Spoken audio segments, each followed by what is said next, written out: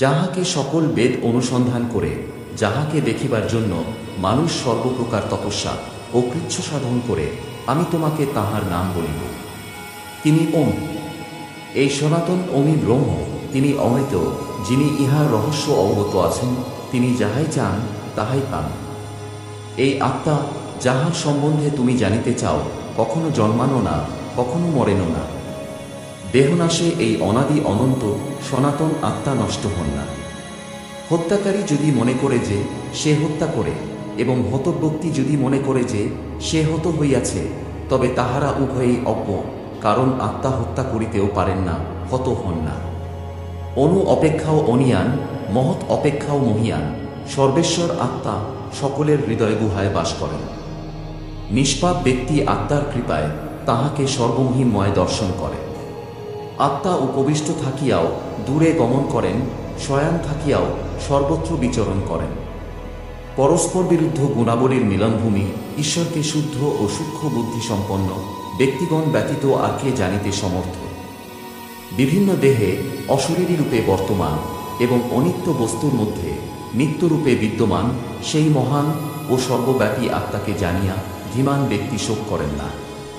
এই আত্মাকে প্রবচন অর্থাৎ বেদাধ্যয়ন অথবা মেধা বা বহুশাস্ত্র শ্রবণের দ্বারাও জানা যায় না।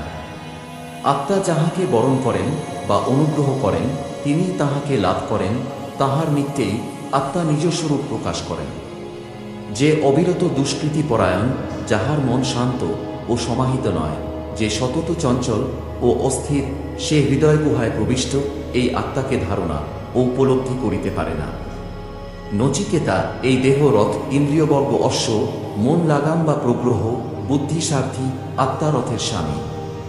যখন আত্মা বুদ্ধিরূপ সারথি এবং বুদ্ধির সাহায্যে মনরূপ লাগামের সহিত আবার মনের মাধ্যমে ইন্দ্রিয়বর্গরূপ অশ্বের সহিত যুক্ত হয়, তখনই জীবাত্মাকে ভোক্তা বলা হয়।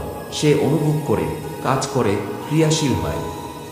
যাহার মন সংযত নয় এবং যাহার বিবেক বুদ্ধি নাই, তাহার ইন্দ্রিয়গুলি সারথির হস্তে দুষ্ট অশ্বের মতো অসংযত। কিন্তু যাহার বিবেক বুদ্ধি আছে, যাহার মন সংযত, তাহার ইন্দ্রিয়গুলি রথচালকের হস্তে উত্তম অশ্বের মতো সর্বদা সংযত। যাহার নিত্যানিত্য বিচার বুদ্ধি আছে, যাহার মন সত্য অবধারণ করিতে সতত প্রস্তুত, যিনি শুদ্ধচিত্ত, তিনি সেই সত্যকে গ্রহণ করেন, যাহা লাভ করিয়া পুনর্জন্ম হয় না। নচিকেতা, ইহা অতি দুষ্কর, পথ দীর্ঘ, ইহা দুর্লভ।